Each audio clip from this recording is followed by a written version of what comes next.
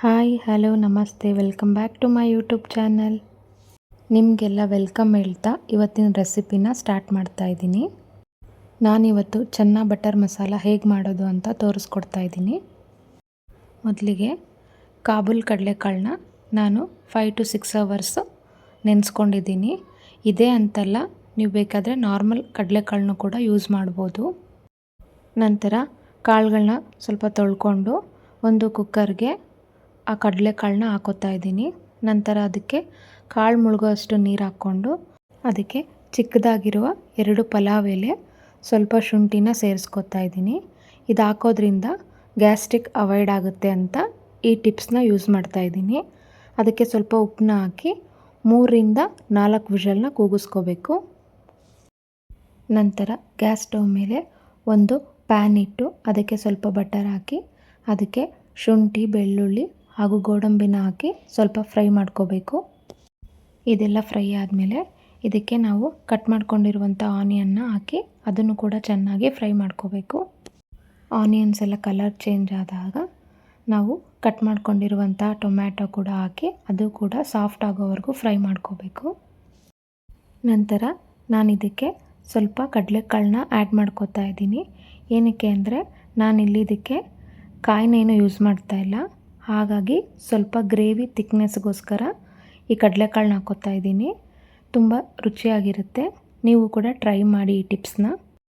ಎಲ್ಲ ಫ್ರೈ ಆದಮೇಲೆ ಇದನ್ನು ಸ್ವಲ್ಪ ಕೂಲ್ ಆಗೋದಕ್ಕೆ ಬಿಡೋಣ. ನೋಡಿ, ಇವಾಗ ಇದು ಕೂಲ್ ಆಗಿದೆ. ಇದನ್ನು ಒಂದು ಮಿಕ್ಸಿ ಜಾರ್ಗೆ ಹಾಕಿ ನೈಸಾಗಿ ಪೇಸ್ಟ್ ಮಾಡ್ಕೊಳ್ಳೋಣ. ನೋಡಿ, ಇಷ್ಟು ನೈಸಾಗಿ ರುಬ್ಕೊಂಡ್ರೆ ಸಾಕು. ಕುಕ್ಕರ್ ತಣ್ಣಗಾದ್ಮೇಲೆ ಲಿಡ್ ಓಪನ್ ಮಾಡ್ತಾ ಇದ್ದೀನಿ. ನೋಡಿ, ಕಾಳು ಎಷ್ಟು ಚೆನ್ನಾಗಿ ಬೆಂದಿದೆ. ಸೊ ಇದನ್ನು ಒಂದು ಸೈಡ್ ಎತ್ತಿಟ್ಕೊಳ್ಳೋಣ. ನಂತರ ನಾನಿಲ್ಲಿ ಗ್ರೇವಿಗೆ ಹಾಕುವಂಥ ಡ್ರೈ ಪೌಡರ್ಸ್ನ ತೊಗೊಂಡಿದ್ದೀನಿ. ಇದರಲ್ಲಿ ನಾನು ಅಚ್ಕಾರದ ಪುಡಿ, ಧನಿಯಾ ಪುಡಿ, ಗರಂ ಮಸಾಲ ಹಾಗೂ ಚೆನ್ನ ಮಸಾಲ ಪೌಡರು, ಸ್ವಲ್ಪ ಅರಿಶಿನ ತೊಗೊಂಡಿದ್ದೀನಿ. ಅಚ್ಕಾರದ ಪುಡಿ ನಿಮ್ಮ ಖಾರಕ್ಕೆ ತಕ್ಕಂಗೆ ನೀವು ಹಾಕ್ಕೋಬೋದು. ಖಾರ ಕಡಿಮೆ ತಿನ್ನೋರು ಕಡಿಮೆ ಯೂಸ್ ಮಾಡ್ಬೋದು. ನಂತರ ಗ್ಯಾಸ್ ಸ್ಟವ್ ಮೇಲೆ ಒಂದು ಪ್ಯಾನ್ ಇಟ್ಟು ಅದು ಸ್ವಲ್ಪ ಬಿಸಿ ಆದಮೇಲೆ ಅದಕ್ಕೆ ಸ್ವಲ್ಪ ಬಟರ್ ಹಾಕಿ ನಾವು ಎತ್ಕೊಂಡಿರುವಂಥ ಡ್ರೈ ಪೌಡರ್ಸ್ನೆಲ್ಲ ಹಾಕಿ ಬಟರ್ನಲ್ಲೇ ಫ್ರೈ ಮಾಡ್ಕೋಬೇಕು. ನಂತರ ನಾವು ರುಬ್ಬಿ ಎತ್ತಿಟ್ಕೊಂಡಿರುವಂತಹ ಮಸಾಲನೂ ಕೂಡ ಇದಕ್ಕೆ ಹಾಕ್ಕೊಂಡು ಚೆನ್ನಾಗಿ ಫ್ರೈ ಮಾಡ್ಕೋಬೇಕು. ನಂತರ ಮಿಕ್ಸಿ ಜಾರ್ಗೆ ಸ್ವಲ್ಪ ನೀರನ್ನ ಸೇರಿಸ್ಕೊತಾ ಇದ್ದೀನಿ. ಅದರಲ್ಲಿರುವಂತಹ ಮಸಾಲೆ ಎಲ್ಲ ನೀರಲ್ಲಿ ಚೆನ್ನಾಗಿ ಸ್ವಲ್ಪ ಮಿಕ್ಸ್ ಮಾಡಿಕೊಂಡು ಗ್ರೇವಿಗೆ ಸೇರಿಸ್ಕೊತಾ ಇದ್ದೀನಿ.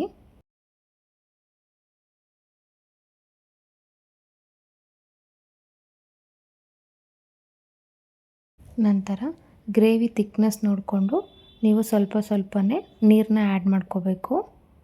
ನೀರನ್ನ ಹಾಕಿ ಚೆನ್ನಾಗಿ ಮಿಕ್ಸ್ ಮಾಡಿಕೊಂಡು ರುಚಿಗೆ ತಕ್ಕಷ್ಟು ಉಪ್ಪನ್ನ ಸೇರಿಸ್ಕೊಂಡು ಒಂದು ಕುದಿ ಬರೋವರೆಗೂ ಕುದಿಸ್ಕೋಬೇಕು. ನೋಡಿ, ಇವಾಗ ಗ್ರೇವಿ ರೆಡಿಯಾಗಿದೆ. ಈ ಥರ ಒಂದು ಕುದಿ ಬಂದಾದಮೇಲೆ ಅದನ್ನು ಚೆನ್ನಾಗಿ ಇನ್ನೊಂದು ಸಲ ಮಿಕ್ಸ್ ಮಾಡಿಕೊಂಡು ನಾವು ಬೇಯಿಸಿ ಎತ್ತಿಟ್ಕೊಂಡಿರುವಂತಹ ಕಡಲೆಕಾಳನ್ನ ಇದಕ್ಕೆ ಹಾಕೋತಾ ಇದ್ದೀನಿ. ಕಾಳೆಲ್ಲ ಹಾಕಿದ ಮೇಲೆ ಚೆನ್ನಾಗಿ ಮಿಕ್ಸ್ ಮಾಡಿಕೊಂಡು ಒಂದು 10 ನಿಮಿಷ ಆ ಕಾಳು ಜೊತೆಗೆ ಮಸಾಲೆ ಹೊಂದ್ಕೋಬೇಕು. ಅದಕ್ಕೋಸ್ಕರ ಒಂದು 10 ನಿಮಿಷ ಮತ್ತೆ ಕುದಿಸ್ಕೊಳ್ಳೋಣ.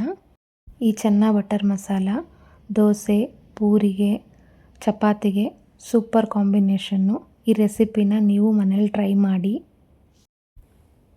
ನೋಡಿ, ಗ್ರೇವಿ ರೆಡಿಯಾಗಿದೆ.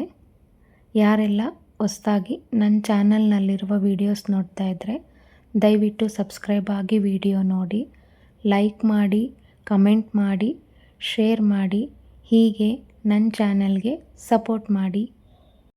ನಂತರ ಸಣ್ಣದಾಗಿ ಕಟ್ ಮಾಡ್ಕೊಂಡಿರುವಂತಹ ಕೊತ್ತಂಬರಿ ಸೊಪ್ಪು, ಹಾಗೆ ಸ್ವಲ್ಪ ಬಟರು ಮತ್ತು ಇದಕ್ಕೆ ಕಟ್ ಮಾಡ್ಕೊಂಡಿರುವಂಥ ಈರುಳ್ಳಿನ ಸೇರಿಸಿ ಮಿಕ್ಸ್ ಮಾಡ್ಕೊತಾ ಇದ್ದೀನಿ.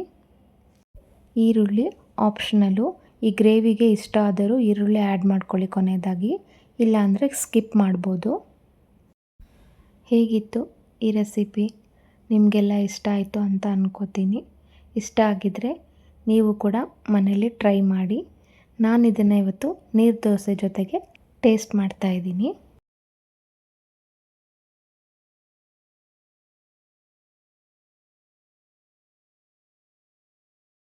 ಸೂಪರ್ ಟೇಸ್ಟಿಯಾಗಿತ್ತು ಈ ಚೆನ್ನ ಬಟರ್ ಮಸಾಲ. ನೀವು ಕೂಡ ಮನೇಲಿ ಟ್ರೈ ಮಾಡಿ ಹೇಗೆ ಬಂತು ಅಂತ ಕಮೆಂಟ್ ಮೂಲಕ ತಿಳಿಸಿ. Thank you for watching.